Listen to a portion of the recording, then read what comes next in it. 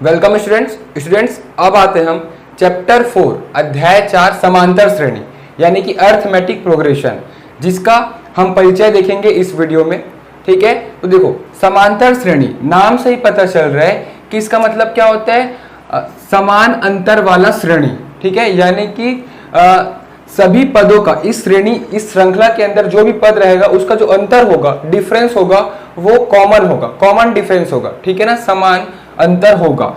जैसे कि हम एग्जांपल लेते हैं, तो सबसे पहले हम समांतर श्रेणी, लेट सपोज समांतर श्रेणी जो जिसे हम बोलते हैं अर्थमेटिक प्रोग्रेशन, ठीक है, एपी।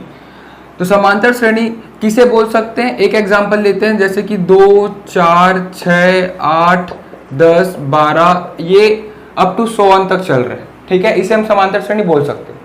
क्यों, हमें कैसे पता चला कि ये समांतर श्रेणी इसको बोल सकते हैं, क्योंकि इसका जो अंतर है, दोनों पदों के बीच जो अंतर है वो कॉमन है। ठीक है, समान है।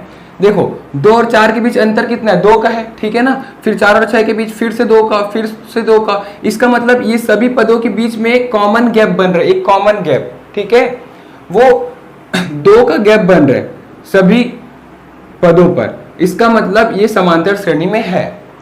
अब देखो सपोज अगर ऐसा श्रृंखला दिया हुआ है 3, 5, 10, 16, 24 और 100 ऐसा दिया हुआ है। अब हमें ये बताना है कि ये समांतर श्रेणी में है कि नहीं, तो ये समांतर श्रेणी में नहीं है। क्यों, क्योंकि इसका जो अंतर है वो समान नहीं है। ठीक है ना, आप अंतर खुद यहां से निकाल के देख लो।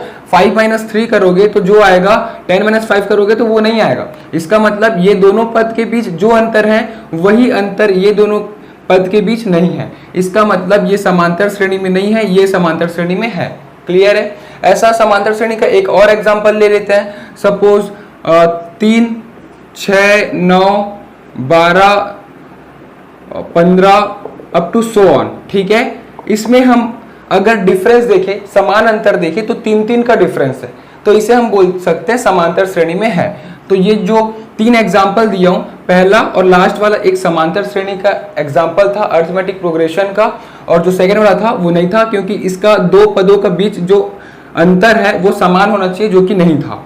क्लियर है। अब हम देखते हैं एक समांतर श्रेणी, जैसे कि लेट सपोज इस समांतर श्रेणी वाला एग्जाम्पल है, उसे कंसिडर करके हम आगे का जो बेसिक है परिचय उसे समझते हैं। ठीक है, तो इससे रिलेट करना आप लोग इस एग्जाम्पल से।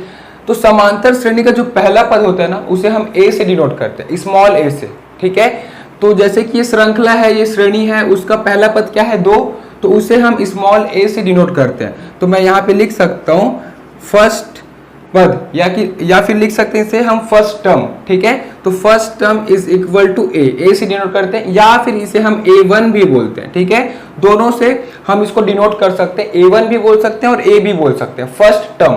ठीक है, पहला पद। अब दूसरा है, तो देखो पहला पद को A1, दूसरा पद को A2, A3, A4, A5, ये कहां तक जाएगा, अप टू AN। हमें पता नहीं, ठीक है, कि इस श्रृंखला में कितना पद है, तो n नंबर ऑफ पद हो सकता है। ठीक है, पदों की संख्या n हो सकता है। अब देखो पदों की संख्या, यानी कि हम यहां पे लिखते हैं कि पदों की संख्या, इसका मतलब number of terms. Number of terms हम n लेकर चलते हैं। ठीक है, n, तो ये n क्या है, n नंबर ऑफ टर्म्स, पदों की संख्या। क्लियर है। अब फर्स्ट जो टर्म होगा, पहला पद होगा, वो तो मैं बता दिया कि उससे हम स्मॉल ए या फिर A1 से डिनोट कर सकते हैं। और जो सेकेंड टर्म होगा, दूसरा पद, उसे A2, फिर A3, A4, A5, A6 up to AN तक। ठीक है, अब जो कॉमन डिफरेंस होगा, देखो ये जो समांतर श्रेणी में जो मैं एग्जांपल बताया था, उसमें तो मैं जनरल सा दिख रहा था कि 2 का गैप है, तो मैं 2 ओरली बोल दिया। ठीक है, मौखिक रूप से ही बोल दिया। अगर हो सकता कि यहाँ पे 80 का डिफरेंस हो, या 78 का डिफरेंस हो, 78 का डिफरेंस हो, तो वो कैलकुलेट करना मुश्किल हो जाएगा थोड़ा सा। ठीक है ना, मौखिक रूप से। तो वो हम कैसे जान सकते हैं, तो अंतर जानने का फॉर्मेट क्या होगा, उसे हम डी से डिनोट करते हैं। डी यानी कि डिफरेंस। ठीक है, डिफरेंस यानी कि अंतर। ठीक है, तो उसे हम डी से डिनोट करते हैं, जिसे हम बोलते हैं सर्वांतर बोलते हैं। सर्वांतर यानी कि कॉमन डिफरेंस। ठीक है ना, कॉमन डिफरेंस सर्वांतर बोलते हैं। पदों की संख्या यानी कि नंबर ऑफ टर्म्स, और ये हो गया फर्स्ट टर्म। ठीक है, अब देखो सर्वांतर डी कैसे कैलकुलेट करते हैं, यानी कि हमें कैसे पता चलेगा कि दिया गया समांतर श्रेणी में, दिया गया अर्थमेटिक प्रोग्रेशन में डिफरेंस कितने का है। तो डी निकालने का सूत्र क्या होता है, डी इक्वल टू पिछला पद माइनस पहला पद, ठीक है ना। तो डी निकालने का सूत्र क्या होता है, पिछला पद, तो कोई सा भी पिछला पद हम निकाल सकते हैं। अगर ये श्रेणी समांतर श्रेणी है तो कोई सा भी पिछला पद माइनस पहला पद करेंगे तो उसका सर्वांतर निकल जाएगा, कॉमन डिफरेंस निकल जाएगा, ठीक है। तो जैसे कि हम लेते हैं a2 माइनस a1, ठीक है। तो a2 माइनस a1 करेंगे ना, यानी कि दूसरा पद माइनस पहला पद, तो फिर हमें सर्वांतर मिल जाएगा। क्लियर है, ये रहा कुछ बेसिक चीजें। अब देखो हमें कैसे पता चलेगा कि कोई दिया गया श्रेणी एक समांतर श्रेणी है कि नहीं। यहाँ तो हम ओरली देख के बता दें कि यहाँ का गैप कुछ अलग आ रहा है, यहाँ का कुछ गैप अलग आ रहा है, ठीक है। लेकिन इसका मैथमेटिकल स्टेटमेंट है, ठीक है, एक फॉर्मूला है जिससे हम बता सकते हैं कि जो दिया गया श्रेणी है वो समांतर श्रेणी में है कि नहीं, अर्थमेटिक प्रोग्रेशन में है कि नहीं। तो उसके लिए क्या होगा, हम यहाँ पे लिखेंगे समांतर श्रेणी के लिए फॉर अर्थमेटिक प्रोग्रेशन ये कंडीशन होना चाहिए कि पिछला पद माइनस उसके पहले का पद, ठीक है ना। जैसे कि पिछला पद माइनस पहले का पद, तो हम वो बराबर होना चाहिए उससे पिछला वाला पद उसी से बराबर। देखो मैं इसको लिख के बताता हूं, जैसे कि हमें यहाँ पे चेक करना है तो हम क्या कर सकते हैं, a3 माइनस a2 जो आएगा वही आना चाहिए a2 माइनस a1। क्लियर है ना। इसका मतलब क्या है, जो डिफरेंस यहाँ आ रहा है वही डिफरेंस यहाँ भी आना चाहिए, ठीक है। तो देखो वही चीज है, ये दोनों का डिफरेंस देखना है तो a3 माइनस a2, तो a3 माइनस a2 जो आएगा वही आना चाहिए a2 माइनस a1, यानी कि यहाँ का जो गैप है वही गैप यहाँ का भी आना चाहिए। अगर ऐसा हो गया, दोनों बराबर हो गया, तो हम बोल सकते हैं कि दिया गया श्रेणी समांतर श्रेणी में है। ये हो गया कंडीशन। क्लियर है। अब देखो समांतर श्रेणी का, ठीक है, यहां से मैं बेसिक बता रहा हूं।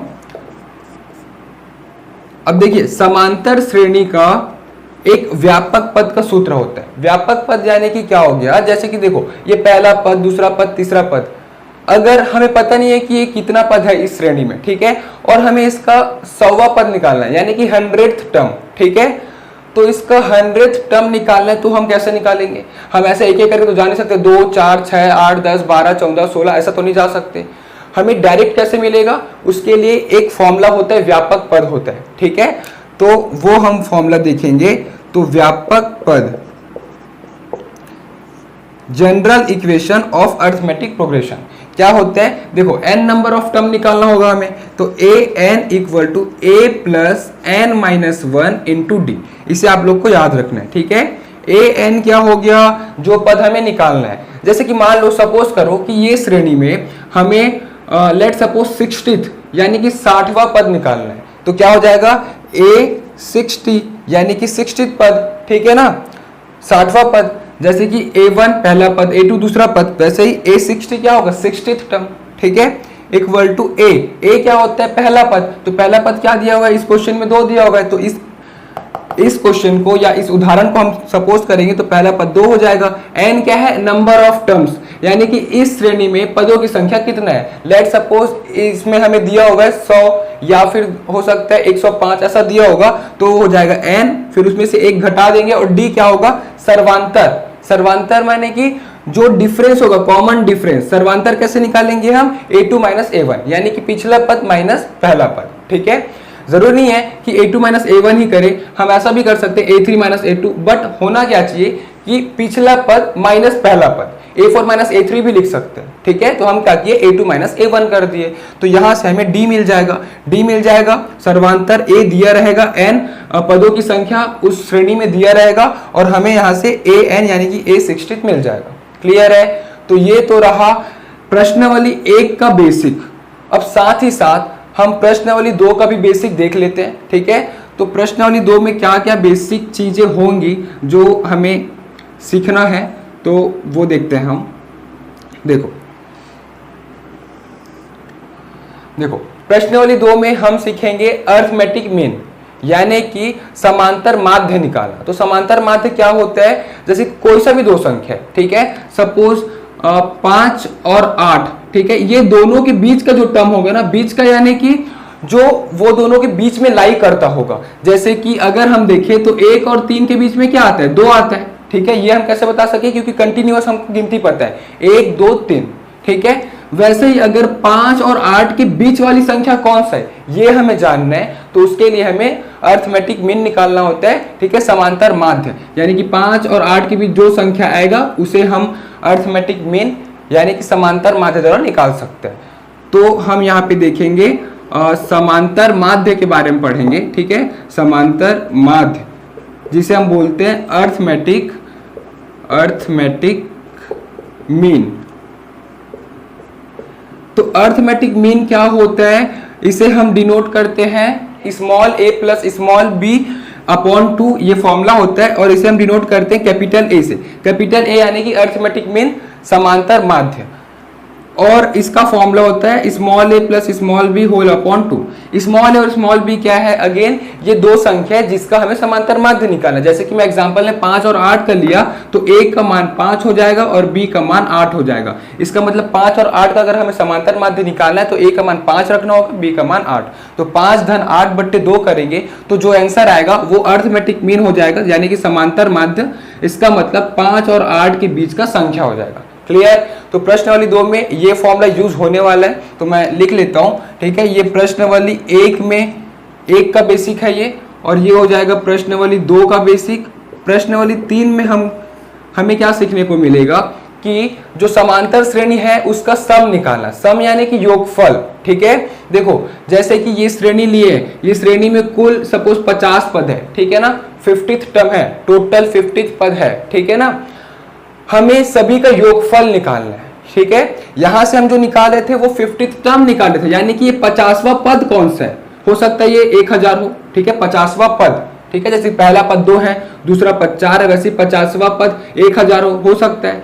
तो हमें सबका योग निकालना अब यहां पे सीखेंगे, ठीक है ना, सभी का सम करना। जैसे कि 2 + 4 + 6 + 8 + 10 + 12, यानी कि इस श्रेणी का पूरा योगफल, ये जो सीरीज दिया गया है उसका पूरा सम निकालना सीखेंगे, ठीक है। तो उसे हम SN से डिनोट करेंगे। SN यानी कि सम ऑफ n टर्म्स, ठीक है ना, सम ऑफ n टर्म्स, n पदों का योगफल। तो देखो इसका जो फॉर्मूला है वो क्या होता है, n/2 यहाँ पे होगा 2a + n - 1d। क्लियर है, ये होता है फॉर्मूला, इसे आपको याद रखना है। n पदों का योगफल के लिए n/2 in bracket 2a + n - 1d, ये होता है फॉर्मूला, ठीक है। देखो ये फॉर्मूला होता है अगर हमें लास्ट टर्म दिया होता है, यानी कि अंतिम पद अगर दिया है, जैसे कि यहाँ पे 50th पद अगर सपोज 1000 दिया है, ठीक है, ये 1000 है 50th पद, यहाँ पे हमें लास्ट पद दिया हुआ है, ठीक है, अंतिम पद दिया हुआ है, तो इसका एक और फॉर्मूला हो जाता है। तो मैं इसे लिख लेता हूँ, और SN = 1/2 a + l हो जाता है। l यानी कि लास्ट टर्म, ठीक है, अंतिम पद जो दिया है, जो कि यहाँ पे 1000 है, और a यानी कि पहला पद, तो पहला पद, ठीक है। तो इतना ही था बेसिक में। अब जैसे जैसे हम प्रश्नावली करते जाएंगे, प्रश्नावली 1 2 3, और उसका जब क्वेश्चन सॉल्व करने जाएंगे तब हमें चीजें समझ में आएगी। फिलहाल इस बेसिक को आप अच्छे से समझिए, ये जो फॉर्मूला बताया हूँ, ये जो कॉन्सेप्ट बताया हूँ उसे आप समझिए, और जैसे हम प्रश्नावली में आएंगे, क्वेश्चन करना स्टार्ट करेंगे तो चीजें आसान होते जाएगी। क्लियर है, तो इसे आप लोग नोट कर लीजिए।